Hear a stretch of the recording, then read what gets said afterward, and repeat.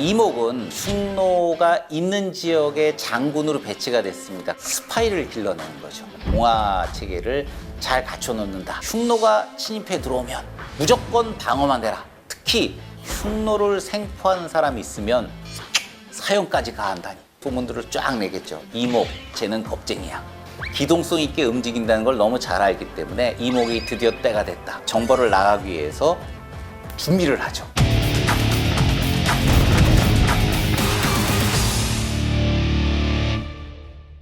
흉노 입장에서 보면 손해는 아니었을 거예요. 뭐 흉노도 들었겠죠. 아, 이목이 나온다고 걔가 야 드디어 우리도 찬스가 왔어. 이게 한번 싹 밀어버리면서 조나라 영토를 한번 들어가서 우리도 화끈하게 한번 한탕해야 되겠다 생각을 했을 겁니다. 왜? 이목은 겁쟁이니까. 분명히 이 친구 또 흐지부지 나올 거야. 아니나 다를까 이목이 보낸 부대는 슬슬 전투를 하는데 비실비실대요. 척후병 붙어보니까 역시 별거 아닌데 들어가! 추격해! 한꺼번에 들어가자! 우르르 몰려가니까 저쪽에 이목의 부대가 한 수천 명 정도 모여 있는데 역시 또 별 볼 일 없어요. 선우가 이끄는 흉노족을 어떻게 해서든 버텼을 겁니다. 그 공격에 대해서. 그러고 있는 사이에 기병대를 둘로 쪼개서 좌우로 포위하고 이쪽 선우 부대를 그야말로 박살을 냅니다. 자그마치 선우의 부대 10만 명이 녹아 없어진 거죠. 아마 제가 보기에는 흉노가 갖고 있는 기병대 주력 부대가 이때 녹아 없어졌다고 봐도 과언이 아닐 겁니다. 완벽하게 기병대를 가지고 좌우로 벌리는 포위전법에 의해서 사실은 이 방법이 원래는 선우가 있던 흉노족이 있었던 방법이거든요. 그 방법 그대로 고스란히 이목이 사용을 해서 흉노족을 완전히 녹아 없어지게 만들었죠. 이후로부터 조나라 북쪽 지역은 10년 동안은 뭐 특별한 침공이 없을 정도로 그야말로 아주 혼난 거죠. 10년이라고 하는 기간이 왜 그렇게 10년 정도 걸리냐면요. 대부분의 주력 부대가 없어졌기 때문에 그 밑에 있는 아이들이 커서 새롭게 부대를 만들 정도까지 기간이 한 10년 걸렸다고 보시면 될 것 같습니다. 흉노족과의 활동과 활약에서 이목은 그야말로 명성을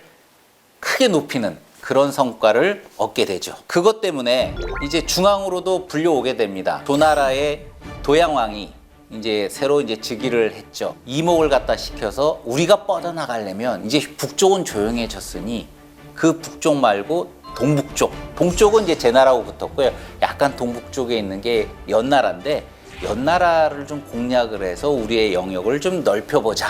역시 그래도 네가 북쪽에 좀 경험이 있지 않아? 이목 당신이 좀 하면 좋을 것 같은데? 연나라 공략전에서 성공적으로 2개의 도시를 함락을 시키게 됩니다. 이목의 명성은 점점 더 올라갈 거예요. 그렇지만 도양왕까지는 그래도 괜찮았는데 그 다음에 왕이 바뀌면서부터는 분위기가 또 확 바뀌게 됩니다. 도양왕의 아들이었던 유모왕이 이제 즉위를 하고 난 다음부터는 이제 그 무렵에는 진나라가 워낙 강해졌거든요. 진나라가 특히 노렸던 나라 중에 하나가 바로 이 조나라인데 조나라 군사를 박살을 냈죠. 10만 명을.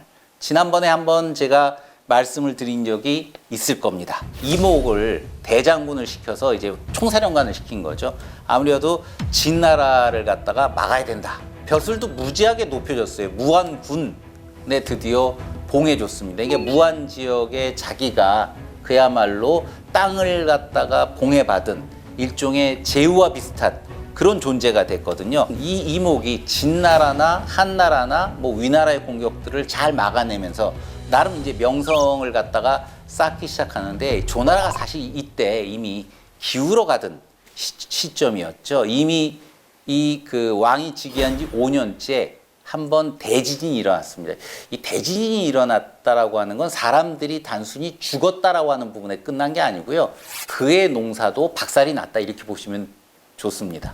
역사 기록, 특히 뭐 사마천도 약간 이제 유학적인 시각이 있어서 이런 대지진 또는 뭐 안 좋은 징조 이런 것들을 가지고 국가가 멸망할 수 있는 징조들이 드러난다는 걸 아마 나타내고 싶어 했을 거예요. 대지진이 일어나서 크게 이제 이 조나라가 몰리게 되는데 그 한 해에 끝났으면 좋았을 것을 그 다음에는 대지진이 아니라 대기근이 일어납니다. 이거 이제 농사도 완전히 망한 거죠. 2년 동안 이렇게 되면 국가가 휘청하기 시작해요. 그래서 당시에 이미 이 동요들이 굉장히 많이 돌았던 모양이에요. 노래가. 조나라는 이제 완전히 크게 울게 되고 이 진나라는 웃게 될 거다. 일종의 유행가가 막 돌기 시작하는 거는 이미 조나라가 끝을 가고 있다라고 하는 거를 보여주는 이야기죠.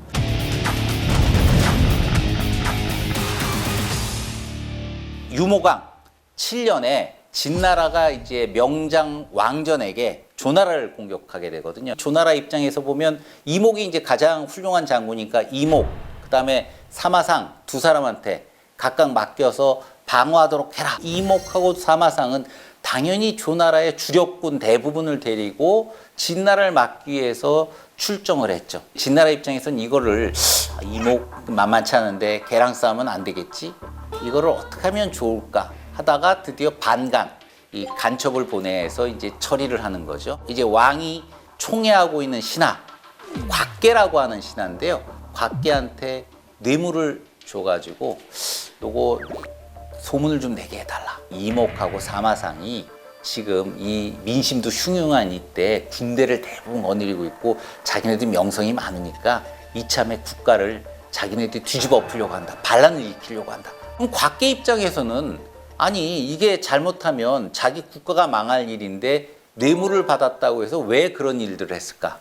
의문이 생길 수밖에 없죠. 곽계 입장에서는요, 사실 이목이 이번 진나라의 방어전에서 완벽하게 성공을 하게 되면 이목의 명성이 크게 올라갈 것이고 자기 입장에서 보면 그야말로 라이벌 하나를 확실하게 키우는 셈이 되거든요. 저는 원래 이제 작게 먹고 살아야 되는 사람이니까 그냥 조금만 먹고 살자. 뭐 까짓거 뭐 지가 더 크면 어때? 이렇게 하고 봐줄 텐데 곽계 입장에서는 절대 그럴 사람이 아닌 거죠. 이거를 놔두면 안 돼. 그래서 소문을 쫙 내게 되니까 조나라 왕의 입장에서 보면 그래?